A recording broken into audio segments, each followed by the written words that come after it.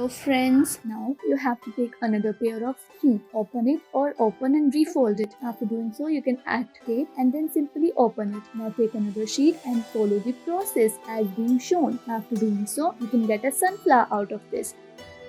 Take bundles of these pedicles and then roll them with the help of a thread. After doing that, you can repeat the process until you will get a broom like this. Well, as you can see with how these threads are being placed and how perfectly this is to be made. So this broom is ready. Take bottle and start placing this clay over the top. Now place this and make a tree, or I can say a clay tree like this. Now make the petals or the flower from the clay and place them on the branches over the tree, and wow, this looks beautiful.